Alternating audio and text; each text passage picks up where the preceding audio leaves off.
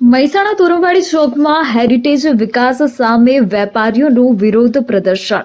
તોરણવાડી માતા ચોકમાં વિકાસના નામે રસ્તા બંધ કરવાની કામગીરી રદ કરવા વેપારી મિત્ર મંડળ દ્વારા જાહેર સભા બાદ રેલી સ્વરૂપે કલેક્ટરશ્રીને આવેદન આપવામાં આવ્યું. મહેસાણાના હાર્દ સમાન તોરણવાડી માતા ચોકના 7 માર્ગ બંધ કરીને હેરિટેજના નામે મહાનગરપાલિકા વિકાસના બદલે વેપારોનો વિનાશ કરવાના રસ્તે જઈ રહી હોવાના આક્ષેપો કરવામાં આવ્યા. શહેરના હાર્દ સમાન રસ્તા બંધ કરી દેવાથી વાહનોના પાર્કિંગ સહિત રથયાત્રા, મહોરમ જેવી ધાર્મિક યાત્રાઓ પર ખૂબ મોટી અસર થઈ શકે એમ છે. વેપારી અગ્રણીઓએ હેરિટેજ બનાવવા માટે રાજમહેલ અને 72 કોઠાની વાવના વિકલ્પોનું સૂચન કર્યું. ઉક્ત વિરોધ રેલી અને પ્રદર્શનમાં તોરણવાડી માતા ચોકના વેપારીઓ પોતાની દુકાનો બંધ રાખીને મોટી સંખ્યામાં જોડાયા હતા. આશિષ પટેલ, મહેસાણા.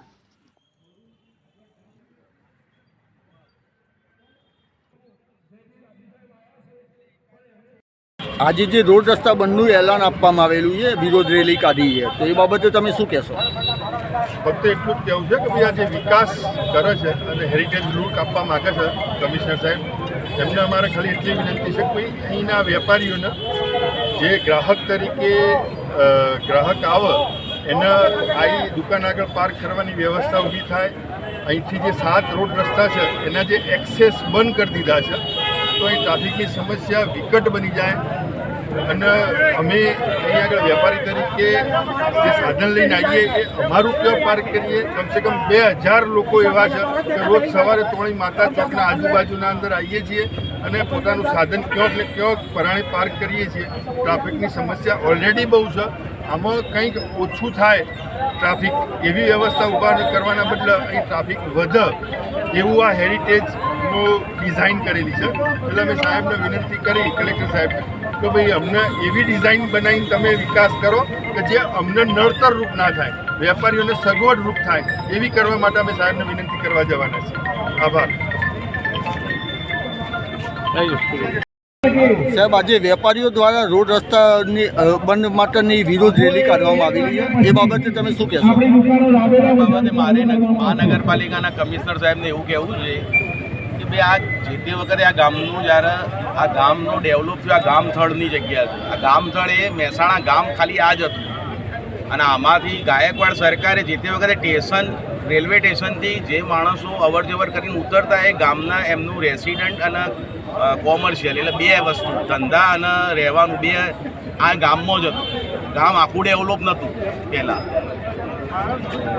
તો અત્યારે નગરપાલિકામાંથી મહાનગરપાલિકા બન્યા પછી સુવિધાઓમાં શું તમને ફરક લાગે છે? કોઈ સુવિધામાં ફરક નહીં. ખાલી જે ગામડા નવા લીધા છે એને એમને ડેવલપ કરવાના છે. શહેરમાં નવું, દાખલા તરીકે કચરાનું ટેન્ડર વર્ષોથી નગરપાલિકા, હું પોતે માજી કાઉન્સિલર રહી ચૂકેલો છું.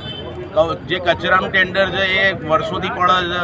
જે પાણી, જેટલી પાણીની ટાંકી જોઈએ એટલી ટાંકી જે તે વખતે 20 વર્ષથી નગરપાલિકાના કોર્પોરેટરોએ બધા એરિયાઓમાં આપી જ છે. બધી સુવિધા આપે જ છે. કચરાની, પાણીની, ગટરની બધી સુવિધા 20-25 વર્ષથી નગરપાલિકા હાલતી હતી. આમાં કંઈ નવું નથી. આ મહાનગરપાલિકા એટલે કોઈ બિયાવાની જરૂર નથી, કોઈ હેડક નથી. નગરપાલિકાની સુવિધા આમાં મહાનગરપાલિકાની કેન્દ્રમાંથી ગ્રાન્ટ આવે અને એમાં પહેલાં આપણે ચીફ ઓફિસર સાહેબ નગરપાલિકા સંભાળતા હતા. હવે મહાનગરપાલિકા થાય એટલે એમાં IAS અધિકારી, કમિશનર સાહેબ આવે. બીજું કોઈ આમાં કોઈ સિંગડા ના આવી જાય કે બિહાઈ જવાનું, આ બધી પબ્લિકને બિવડાવવાનું જરૂર કોઈ નહીં. અમુક મહાનગરપાલિકા દ્વારા જે હેરિટેજ બનાવવામાં આવી રહ્યું છે એ બાબતે આ વિરોધ થઈ રહ્યો છે, એ બાબતે શું કહેશો? એ વિરોધ થાય ને, હેરિટેજની જગ્યા જ નથી. આના અહીં પહેલી વાત સાંભળો કે આ વેપારી આખું વેપાર, આ 7 રોડ ગાયકવાડે મંજૂર કર્યા છે. આખા ફરતા પિલાજીગંજ ગાયકવાડનો એરિયા છે. જે તે વખત ગાયકવાડ સરકાર હતી, પછી સરકાર અમલમાં આવી. બરોબર, આ 7 રોડ છે ને એ પબ્લિકને જવા આવવા માટે છે. આ હેરિટેજ રોડ જ નહીં. પહેલાં બીજું કે આજે એક જ વસ્તુ છે કે આ રોડને કેમ આટલા મૂક્યા છે કે સાર્વજનિક સ્કૂલમાં બાળકો ભણવા જવું હોય તો એમને સરળતાનો એક રોડ પડે, 2 બરોબર. એક આઝાદ ચોકથી પડે, પરા સ્ટેશનથી પરામાં જવું હોય, સ્ટેશનથી ભમરિયા નાળે જવું હોય, સ્ટેશનથી કસ્બામાં જવું હોય, એના માટેની સુવિધા છે. જે તે વખતનો ઢાંચો એવો બનાવેલો છે ગાયકવાડ સરકારે. હેરિટેજ બનાવો તો ગાયકવાડનો મહેલ બનાવો ને, એમના મહેલ, એમનો કોર્ટ છે જે કોર્ટ રૂમ, એ આગળ ત્યાં શણગારો ને એમ. આજની વિરોધ રેલી વિશે શું કહેશો? તોરણવાડી ચોકમાં એ એક ધાર્મિક ચોક છે અહીંયા ઉત્તર ગુજરાતની મોટામાં મોટી રામચંદ્ર ભગવાનની રથયાત્રા નીકળે છે. સાથે સાથે આ તોરણવાડ ચોકમાં ગામતરની દેવી માં તોરણવાડી બેઠી છે. એના આગળ ત્યાં માતાની આપણો પાટોત્સવ પણ નીકળતો હોય છે. હોલિકા દહનનું પણ અહીંયા થતું હોય છે. એટલે આ ચોકમાં હેરિટેજ બનાવવું એ યોગ્ય નથી. જો એમને હેરિટેજ બનાવવું હોય તો મહેસાણામાં પરાની વાવ છે, રાજમહેલ જેવા અન્ય સ્થળો છે.